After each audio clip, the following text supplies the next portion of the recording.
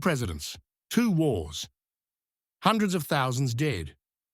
One rules with stealth and poison, the other with bombs and fear. They're not fugitives. They're not hiding. They still hold office, but behind their polished speeches lies a trail of blood, silence, and shattered nations. Are they defenders of sovereignty or architects of terror? Welcome to Red Dossier. Before we move on to the next part, please give me a like and subscribe to the channel. Thank you for listening.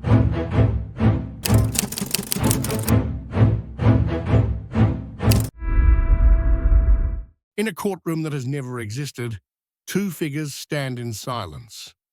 One wears a tailored suit and a distant, unreadable stare. The other, slightly hunched, carries the weary look of a man who has seen cities burn under his command. They are not sitting in The Hague, not behind glass or in shackles, and yet the world has been judging them for years.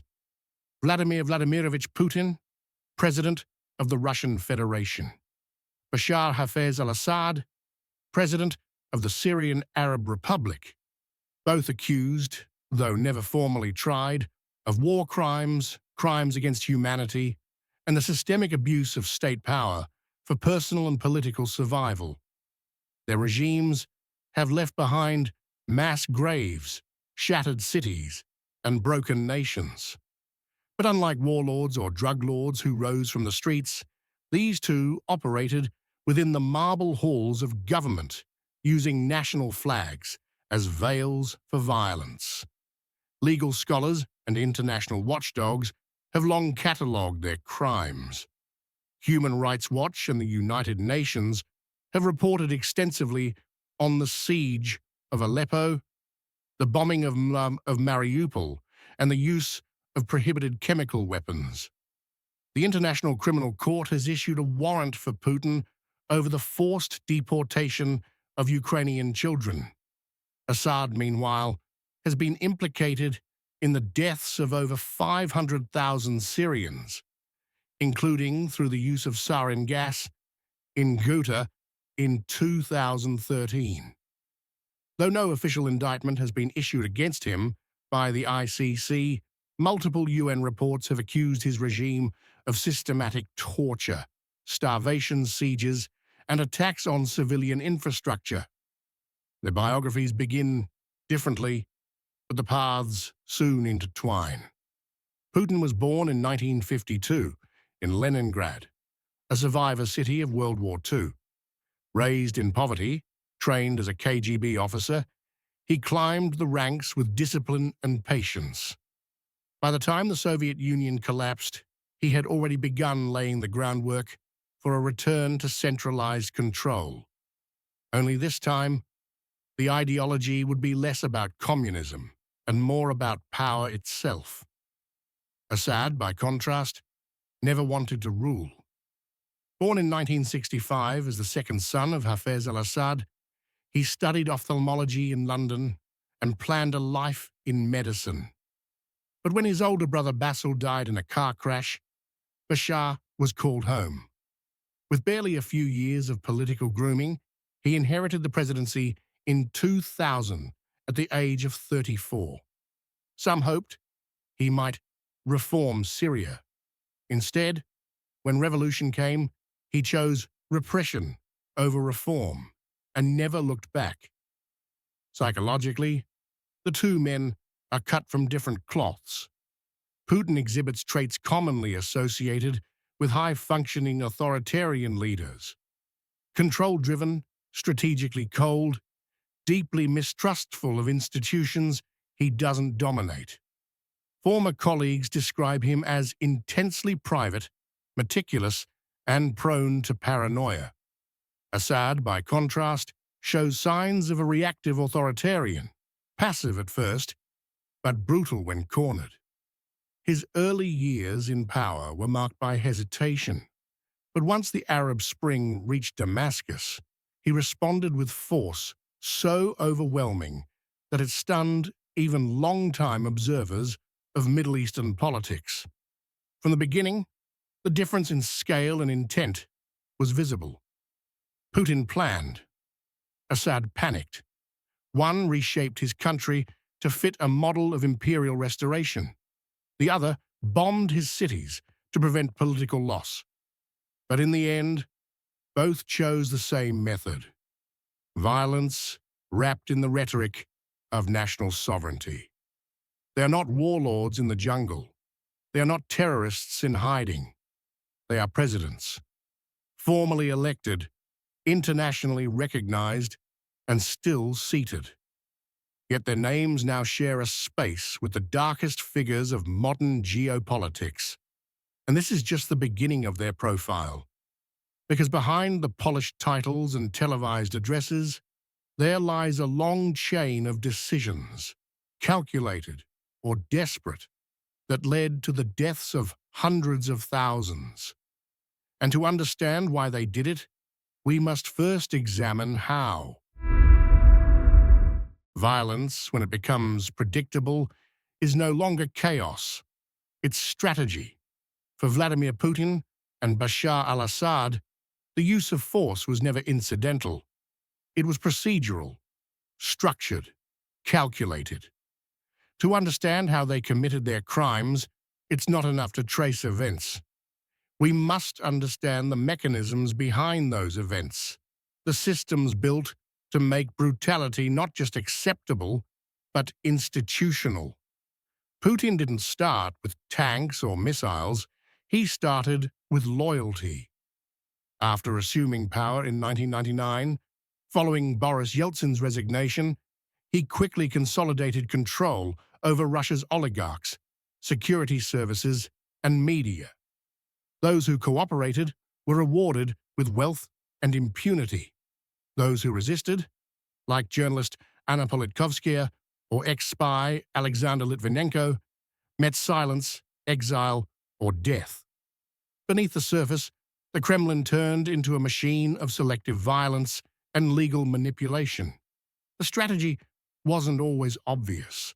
Laws were rewritten, elections were managed, narratives were synchronized across TV networks. Behind the scenes, the FSB, Russia's modern intelligence apparatus, functioned as both enforcer and informant. Putin's actions in Chechnya set the tone. In the early 2000s, the Russian military flattened Grozny, the Chechen capital, under the guise of fighting terrorism. Entire neighborhoods were erased, civilians disappeared, and opposition figures were assassinated. The world watched, concerned, but largely passive. When the invasion of Crimea came in 2014, followed by full-scale war in Ukraine in 2022, the groundwork for impunity had already been laid. Airstrikes on civilian infrastructure, the shelling of maternity wards in Mariupol, the execution of civilians in Bucha. These were not accidents. They were the visible results of a doctrine where force became a substitute for diplomacy. Assad's pathway was different.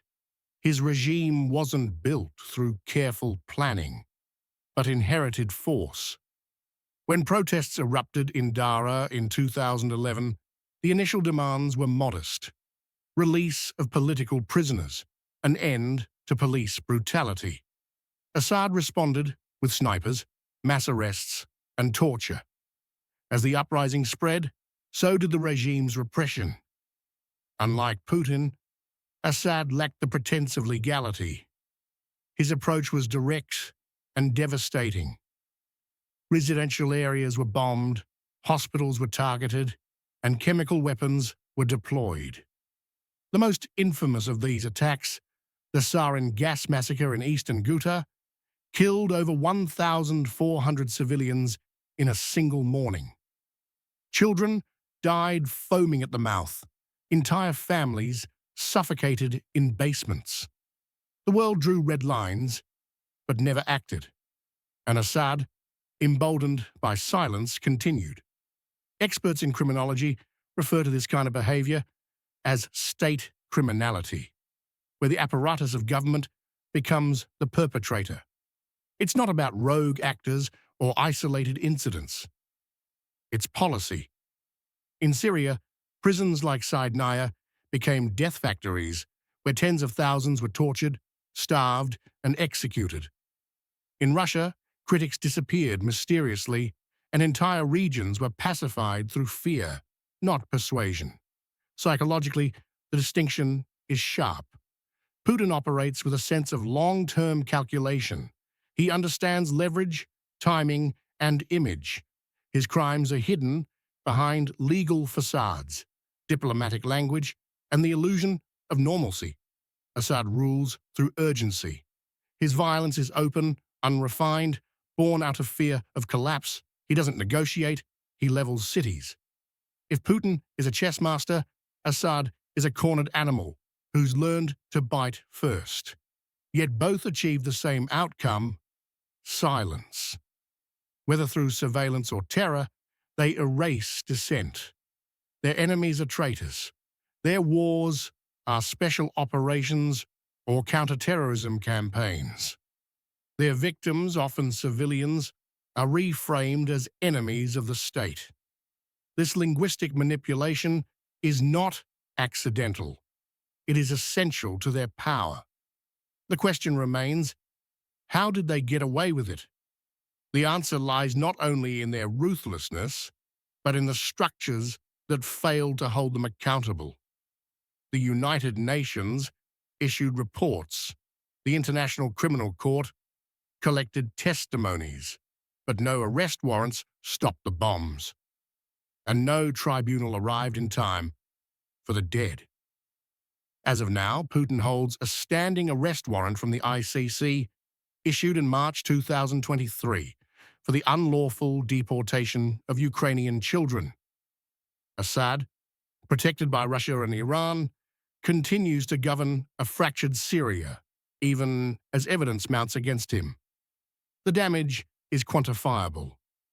Putin's war in Ukraine has resulted in over 300,000 military and civilian casualties, according to international estimates. Assad's crackdown and civil war have displaced more than 13 million people, over half the Syrian population, and caused at least 500,000 deaths. These are not just numbers. These are families shattered, cities reduced to rubble, cultures broken in half. If power reveals character, then unchecked power exposes pathology. And in the systems built by Putin and Assad, cruelty isn't a side effect. It's an operating principle.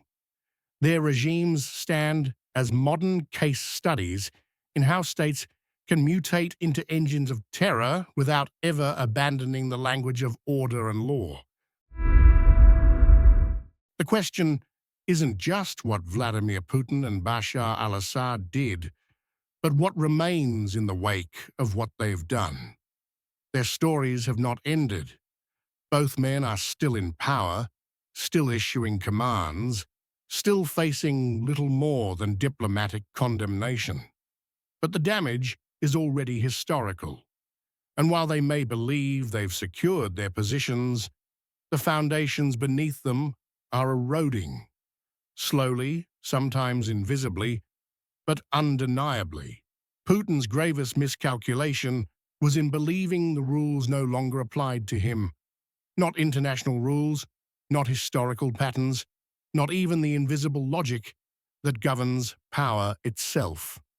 His full-scale invasion of Ukraine in 2022 was not just a geopolitical error, it was a rupture. The war triggered unprecedented economic sanctions, mass military aid to Ukraine, and the isolation of Russia from global systems. Moscow's economy contracted under pressure. The ruble collapsed. Oligarchs once loyal began moving assets offshore, seeking escape routes. Meanwhile, casualties mounted. Estimates vary, but by 2024, over 300,000 Russian and Ukrainian lives had been lost. Soldiers, civilians, children. Cities like Bakhmut, once unknown to most of the world, became synonymous with annihilation. And yet, Putin persists, he speaks of historical destiny, of denazification, of defending Russian identity. But beneath that language lies a brutal truth he cannot afford to lose, because for him, loss means exposure. Exposure means accountability. Assad, in contrast, already lost his country and survived it. Syria today is not a functioning state. It is a fragmented territory occupied by foreign armies, controlled in part by militias, ruined in its core institutions. Assad rules from Damascus, but much of the land is beyond his grasp. He holds power not through legitimacy, but through exhaustion. The world grew tired of the Syrian war. The headlines faded. The refugee crisis became background noise. And in that fatigue, Assad found room to breathe. Some Arab nations, desperate for stability, began normalizing relations. Embassies reopened, but the ghosts remain. Over 130,000 Syrians are still missing, many believed to be in regime prisons. Children born in exile may never return home. The trauma has metastasized, passed from one generation to the next. When comparing the two, the contrast is stark but illuminating. Putin operates on a global scale. His actions affect fuel prices in Europe, food shortages in Africa, defense policy in the United States. Assad's crimes, while geographically limited, are no less severe. He used banned chemical weapons on his own people, targeted hospitals, turned schools into execution sites. In academic terms, both represent different extremes of the same spectrum of authoritarian pathology. One is a strategist who masks violence beneath bureaucracy. The other, a survivor who lashes out with visible brutality. One burns slowly, the other explodes. The legal frameworks meant to address such crimes struggle to keep pace. The International Criminal Court has jurisdiction but lacks enforcement power. United Nations resolutions are routinely blocked by Russia or China. In practice, justice is political, not procedural.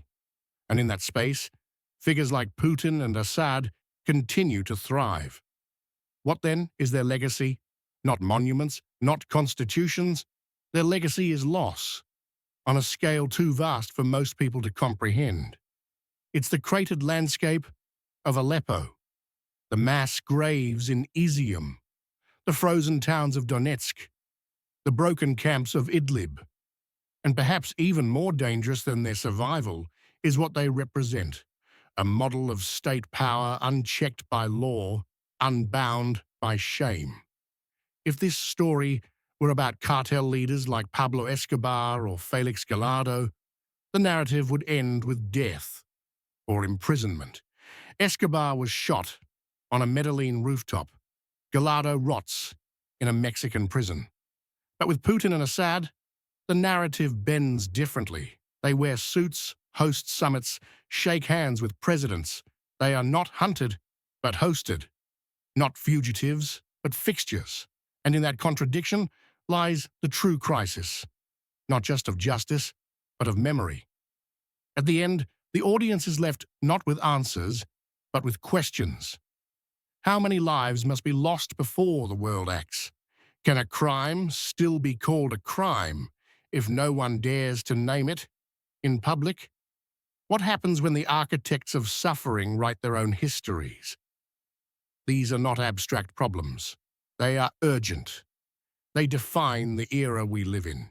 Because if Vladimir Putin and Bashar al-Assad can outlast truth, if they can reshape horror into routine, then justice becomes nothing more than theater.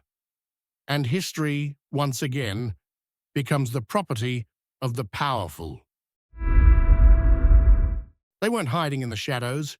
They stood at podiums, waved from limousines, signed peace deals with blood still on their hands. Vladimir Putin and Bashar al-Assad may never stand trial, but the evidence doesn't vanish, and neither does memory. So what do we call power that kills and still gets applause? Leadership or criminal genius?